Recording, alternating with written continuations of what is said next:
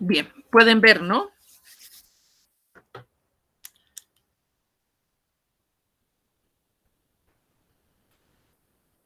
Bien, hasta el día de hoy nos toca ver la aplicación de las mediciones de absorción en lo que es la espectroscopía ultravioleta y visible. Si hacemos un ligero resumen de todo lo que hemos visto hasta este momento, hemos empezado con una ligera introducción de la importancia y las características de las técnicas instrumentales, donde el instrumento era un componente fundamental. Sabemos que dentro del instrumento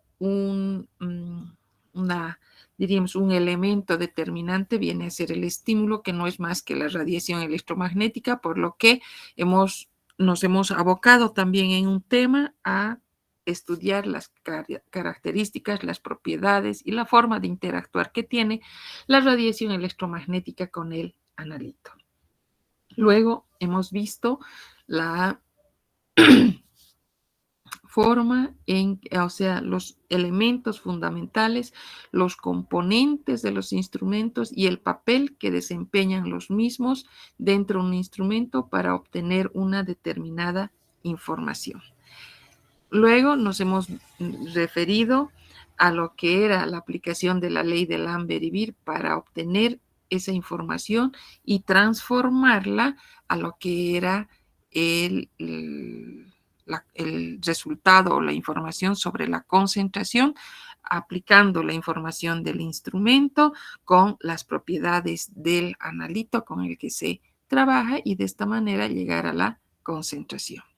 También en la anterior clase nos hemos referido a situaciones del ruido cuyo origen era diverso y que podían influir en todo proceso de medida y de esta manera llegar a la conclusión de que la información que obtenemos a partir del medidor de un instrumento no solamente tiene la señal del analito, sino también incluye un ligero porcentaje de un ruido y desde ese punto nosotros considerábamos al ruido como un parámetro de calidad.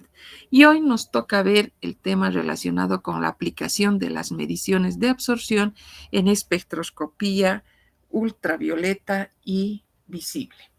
Para esto, nosotros, antes de referirnos a las especies absorbentes que ya hemos visto también, vamos a decir que las mediciones de la absorción en las regiones del ultravioleta y del visible se emplean con el objetivo de identificar y determinar algún tipo de especies orgánicas como también inorgánicas, ya que el fenómeno o el principio de la absorción se lleva a cabo con el analito a nivel de sus átomos y también de las moléculas.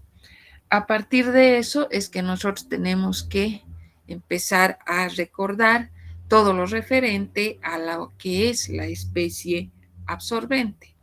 Decimos la absorción de la radiación que está comprendida en la región del ultravioleta y el visible por una especie atómica o molecular, que vendría a ser el analito, la muestra, provoca la excitación de los electrones de enlace que tiene un tiempo de duración demasiado corto, que va a ser entre 10 a la menos 8 y 10 a la menos 9 segundos. Ahora, esta etapa o este proceso de la absorción se lleva a cabo o comprende dos etapas. La primera etapa, donde vamos a contar con la sustancia química y el haz de luz, si trabajo en el visible, o el haz de radiación, también podríamos mencionar, vamos a ver que va a originar como resultado una muestra que va a estar excitada, resumiendo a lo que es la especie absorbente. Entonces, aquel elemento que va a absorber la luz y va a excitarse de la mejor forma posible. Entonces, la absorción de radiación ultravioleta y visible, que es propia o la más común dentro de lo que es el análisis químico. Esta absorción por parte de una especie atómica o por una especie molecular, conocida como la muestra, puede considerarse, como vemos en la pantalla, en un proceso que toma en cuenta dos etapas. Las separamos en dos etapas. La primera se refiere, resumiendo, a la excitación electrónica. Como vemos en la pantalla, la muestra en contacto con la radiación comprendida en la región del visible, que puede ser la luz, va a dar lugar, va a originar a una muestra excitada. Ese producto de la absorción de un determinado número de fotones que origina a la muestra excitada, y por otro lado, el tiempo que dura esta muestra excitada es demasiado corto. Como vemos, tiene un tiempo de duración de 10 a la menos 8 o 10 a la menos 9 segundos. Ahora, entre estos procesos de relajación que existen, nosotros podemos llegar al momento en que la muestra excitada vuelva a su estado fundamental. En otras palabras, que salga de ese estado excitado en el que se encontraba. Entonces, a este espacio de tiempo, a la forma en que va a eliminar la cantidad de energía ganada, nosotros la vamos a conocer con el nombre de relajación. Entonces, vamos a ver que para este proceso de relajación vamos a considerar la segunda parte, la segunda etapa, si vale el término. Esta etapa donde se refiere al proceso de relajación que sugiere un proceso de pérdida de energía puede llevarse a cabo de tres maneras. Entonces, en primer lugar, va a suponerse, como podemos ver, una conversión de esa energía de excitación en calor. Entonces, esta muestra excitada por un proceso de relajación va a originar a la muestra en su estado inicial más el desprendimiento de calor. Es decir, la energía de excitación va a originar al calor. Pasamos a una segunda etapa de relajación, no diríamos etapa, sino a una segunda forma en la que el analito vuelva a su estado fundamental. En este caso, la relajación puede ocurrir a través de un proceso fotoquímico, es decir, se descompone la muestra excitada a formar nuevas especies. Entonces, por eso decimos que se trata de una reacción fotoquímica. Y finalmente vamos a considerar otra posibilidad también en la que la muestra excitada, esta muestra va a ser, y cómo se va a llevar a cabo, de qué forma se va a proceder la relajación. La relajación va a ocasionar una reemisión, diríamos, a través de fenómenos de fluorescencia y de fosforescencia. Generalmente, la absorción de radiación ultravioleta y visible hemos dicho, es el resultado de la excitación de los electrones de enlace, y debido a esto, las longitudes de onda de las bandas de absorción se pueden correlacionar con los tipos de enlace de la especie en estudio, y por tanto la espectroscopía de absorción molecular nos va a servir, en una palabra, para identificar grupos funcionales en una molécula, es decir, la presencia de grupos funcionales en una molécula. Pero más allá de su aplicación cualitativa, en la que se nos permita reconocer, en la que se nos permita identificar un determinado grupo funcional, la aplicación más importante viene a ser o viene a estar relacionada con la determinación cuantitativa de compuestos que contienen grupos de absorción. Entonces, nosotros hablamos ahora de la interacción de la materia con la radiación. La espectroscopía de absorción molecular va a ser válida para identificar grupos funcionales en una molécula, pero, como habíamos mencionado, tiene mayor importancia en la determinación cuantitativa de compuestos que tienen grupos absorbentes.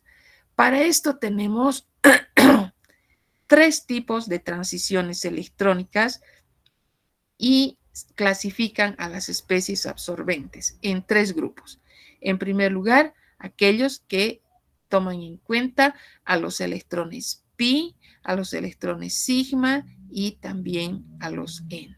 Luego tenemos aquellas en la otra clasificación que corresponde a los electrones D y F, y finalmente el tercer grupo que es para los electrones de transferencia de carga.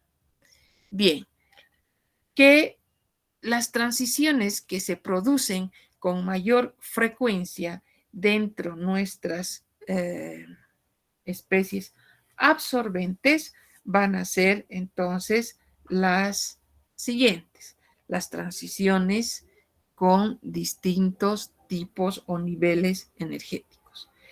A ver, la relajación hemos dicho que se produce, se origina, ¿por qué? Por la descomposición de la muestra excitada para dar lugar a nuevas especies.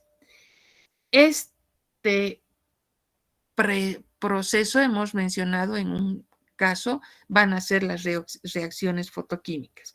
En otros casos se supone una reemisión a través de la fluorescencia y la fosforescencia.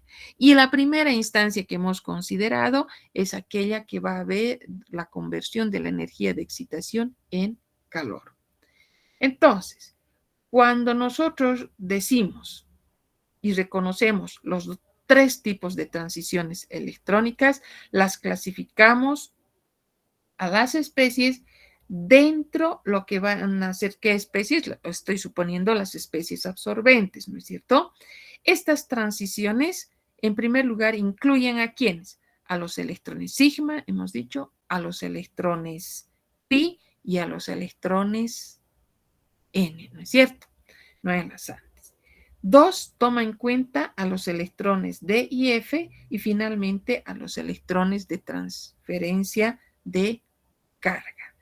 Bien, ahora, las especies absorbentes que a nosotros nos interesan van a ser aquellas que contienen a los electrones pi, a los electrones sigma y a los n, porque incluyen iones, incluyen moléculas orgánicas y también algunos aniones inorgánicos. Ahora, todos los compuestos orgánicos son capaces de absorber radiación electromagnética, como hemos ido viendo. ¿Por qué son capaces de absorber? Porque contienen electrones de valencia que pueden ser excitados a niveles energéticos superiores. Aquí estarán presentes los enlaces sigma, se pueden excitar solo con una energía proveniente del ultravioleta al vacío. Las dificultades experimentales asociadas con el ultravioleta al vacío son bastante importantes, relevantes, por lo tanto, este hecho, este inconveniente, hace que no tenga mucha aplicación. Ahora, si hablamos de la absorción de la radiación visible y ultravioleta de longitudes de onda que están restringidos a un número limitado de grupos funcionales, esos son los cromóforos, que contienen electrones de valencias con energías de excitación relativamente bajas y de mucha importancia para nosotros. Aquí nosotros vamos a tener una tablita, y antes de interpretar nuestra tablita tenemos que recordar que contamos con los electrones sigma, como estamos viendo acá. Tenemos a los sigma que son enlazantes, que van a llegar hasta los sigma que van a ser anti-enlazantes. Luego vamos a tener a los pi que van a ir desde pi, que va a ser enlazante, hasta pi anti-enlazante. Y luego tenemos a los N. ¿A qué llamamos a los electrones N? Muchas moléculas orgánicas contienen electrones que son no enlazantes.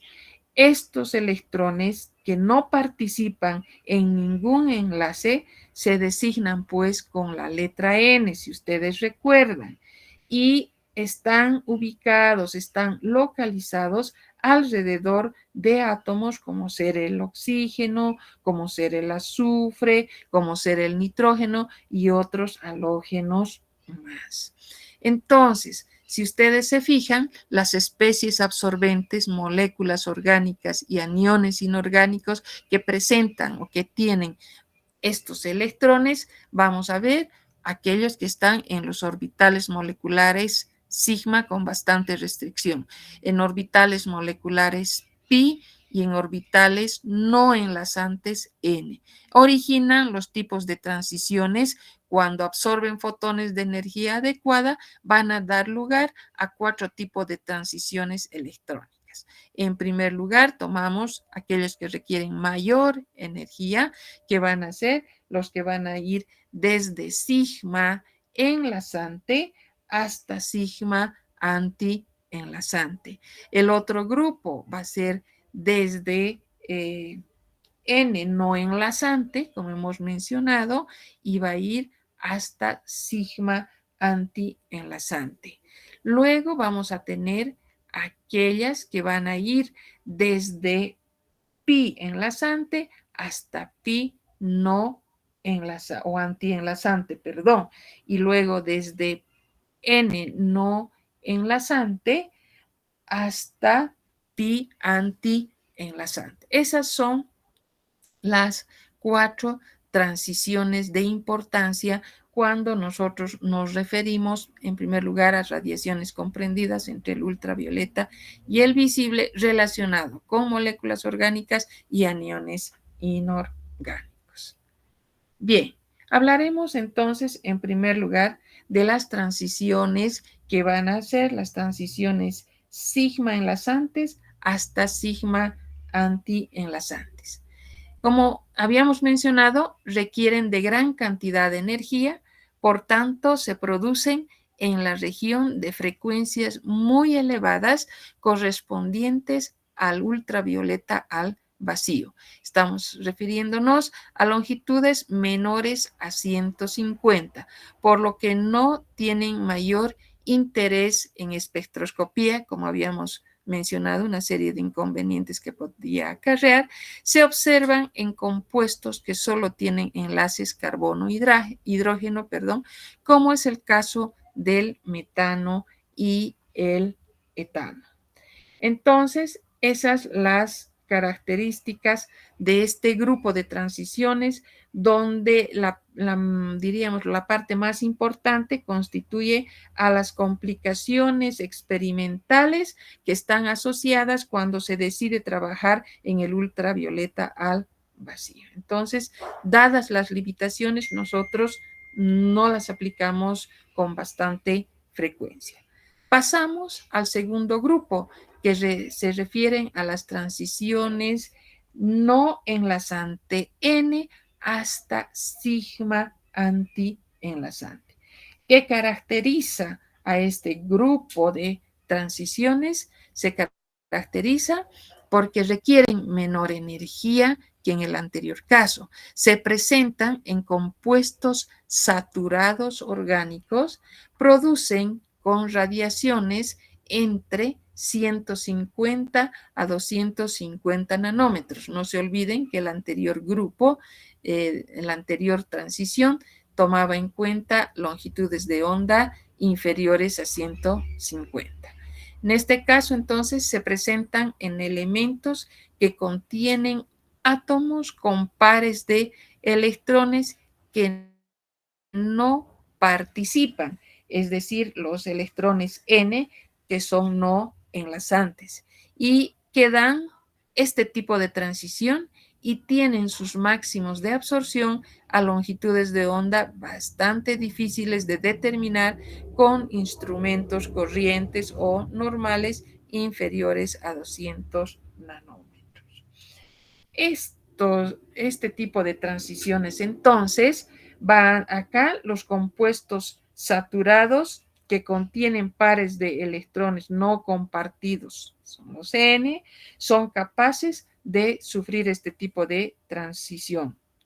Generalmente, obvio, van a requerir menor energía que en el anterior caso y se van a poder originar por radiación en las regiones comprendidas entre 150 a 250 nanómetros.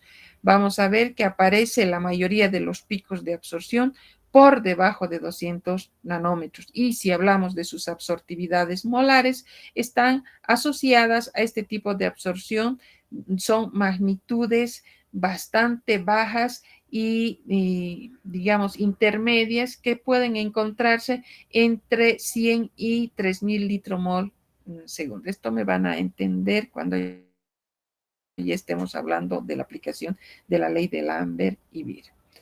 Ahora, los máximos de absorción para las transiciones que van a ir desde N no enlazante hasta pi antienlazante, vamos a decir que tienden a desplazarse hacia longitudes de onda más corta cuando se encuentran en presencia de disolventes polares como ser el agua o el etanol. ¿A qué se refiere este desplazamiento hacia longitudes de onda cortas?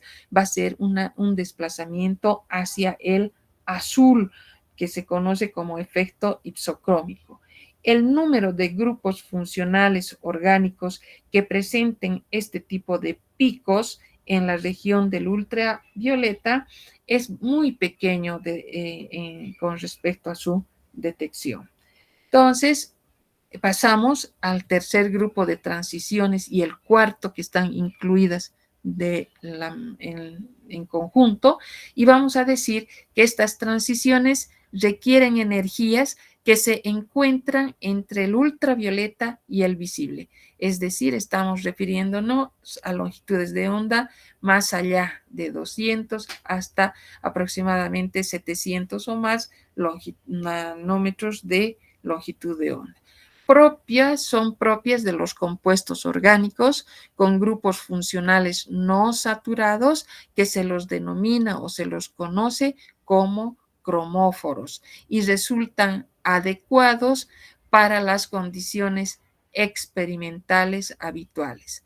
Las transiciones que van a ir desde pi enlazante hasta pi antienlazante presentan una absorción muy superior de radiación a aquellas transiciones que van a ir desde N no enlazante hasta pi antienlazante. Esa es la característica en esta región. Entonces, si nosotros nos referimos a este grupo de transiciones, vamos a ver que requieren la presencia de un grupo funcional no saturado que va a aportar los orbitales pi a estas especies capaces de absorber en la región del ultravioleta y del visible. Se las va a conocer como cromóforos, es decir, son no saturados y actúan o son capaces de absorber radiación en el ultravioleta y en el visible. Estos cromóforos son generalmente complejos por la superposición de transiciones vibracionales sobre las transiciones electrónicas que van a ocasionar una combinación de líneas traslapadas que van a originar las bandas de absorción bastante anchas que pueden ser continuas y pueden ser deducidas y enunciadas de una manera cuali y cuantitativa.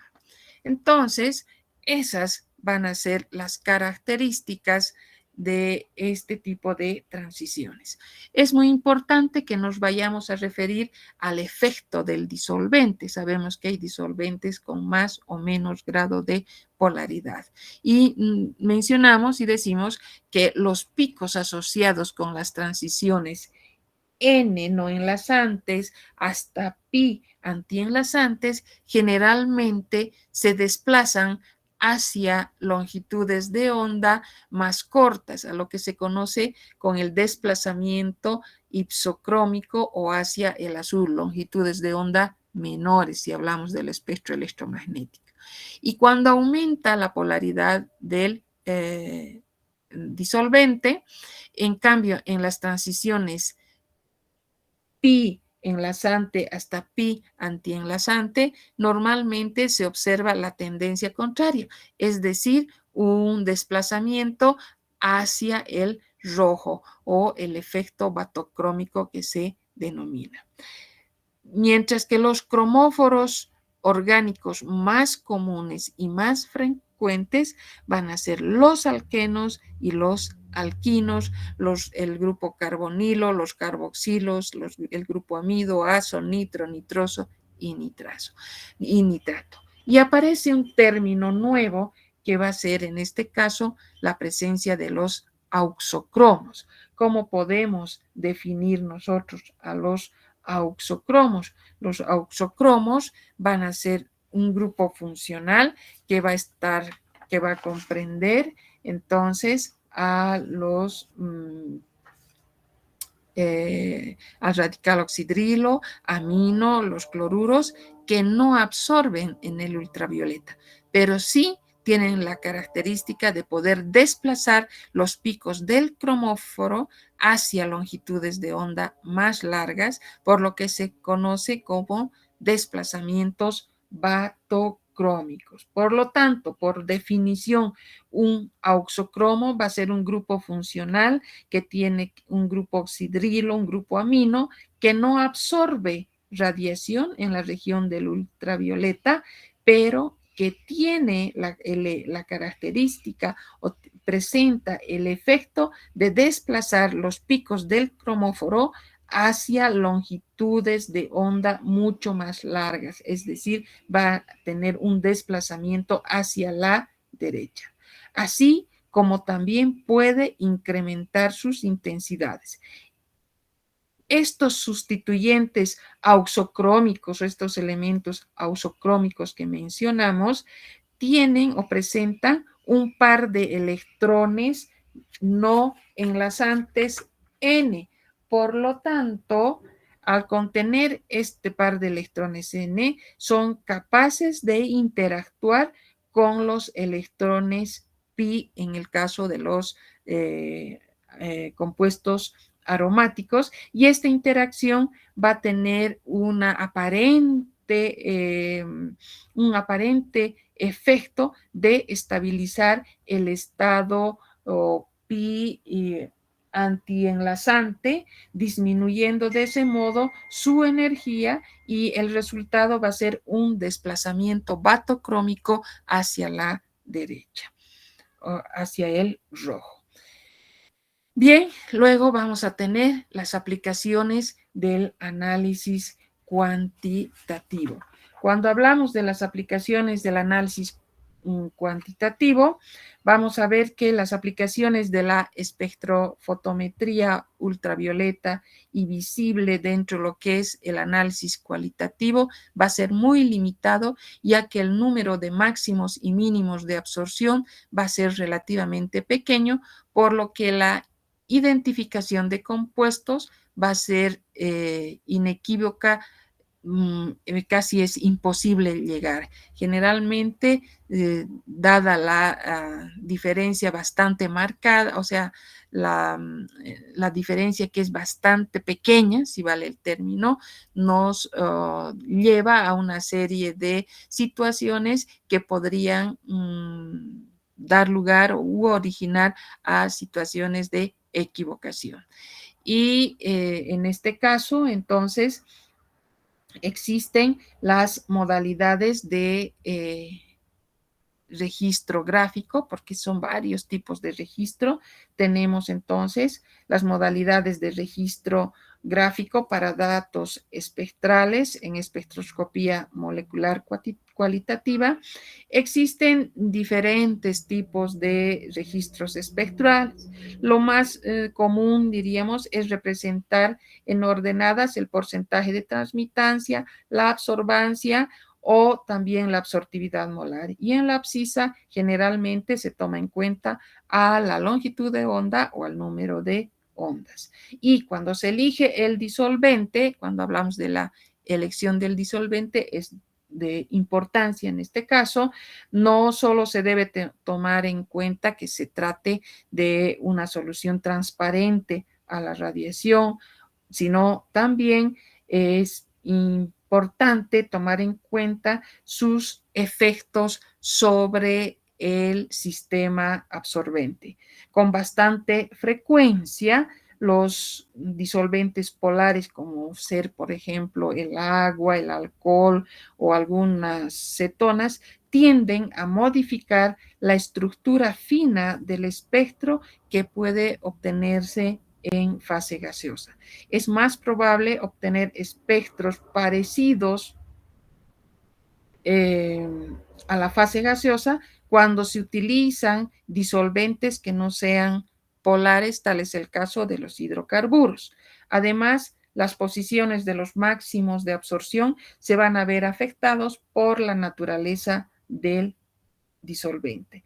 Como verán, entonces, es muy importante la elección del disolvente y para eso nosotros estaremos incluyendo disolventes como el agua, como el etanol al 95%, el ciclohexano, y para la región del visible, cualquier disolvente incoloro va a ser de aplicación.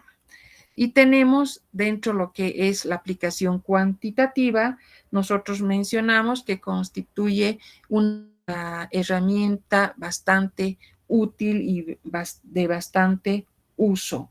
Dentro lo que va a ser el análisis cuantitativo, vamos a ver en primer lugar que tiene gran aplicabilidad para sistemas inorgánicos como también orgánicos. Presentan sensibilidades características que están entre 10 a la menos 4 a 10 a la menos 5. Este intervalo muchas veces puede ampliarse a menos 6 o a menos 7, obviamente tomando en cuenta ciertas modificaciones. Luego tenemos que presenta una selectividad moderada que va a ser, puede incrementarse a una selectividad bastante elevada y luego podemos hablar de una buena precisión, ya que los grados de incertidumbre van a considerarse entre 1 al 3%. Luego, a la adquisición de datos vienen a ser datos fáciles y de una manera adecuada. Las medidas de absorbancia espectrofotométrica se hacen a una determinada longitud de onda correspondiendo al pico de absorción correspondiente. Las variables que influyen en el espectro de absorción incluyen la naturaleza del disolvente, el pH de la disolución, la temperatura, la concentración del electrolito y la presencia de sustancias interferentes. De esta manera, entonces, hemos visto la aplicación de la espectroscopía de absorción molecular dentro de lo que es la zona del visible y la región del ultravioleta. Bien, entonces ahora lo que quería comentarles es que vamos a revisar el examen del primer parcial, les voy a dar sus notas y aquellas personas que tuvieran alguna duda y que quisieran revisar sus exámenes, lo pueden hacer el día lunes a la 1:30 en la clase práctica, donde los voy a atender en el laboratorio 22 a partir de las 13:30. Bien, entonces vamos a revisar en una primera instancia el examen, donde tenemos que las preguntas estaban formuladas de la siguiente manera. El dieléctrico del filtro de interferencia puede ser sustituido por una capa de plata. Falso. Los filtros de vidrio son empleados únicamente en la región del visible. Verdadero. En la dispersión anómala hay un aumento gradual del índice de refracción al aumentar la frecuencia. Falso. En el scattering, la intensidad de la radiación electromagnética dispersada va a ser mayor en presencia de partículas grandes. Verdadero. El efecto fotoeléctrico constituye un parámetro ondulatorio de importancia. Falso.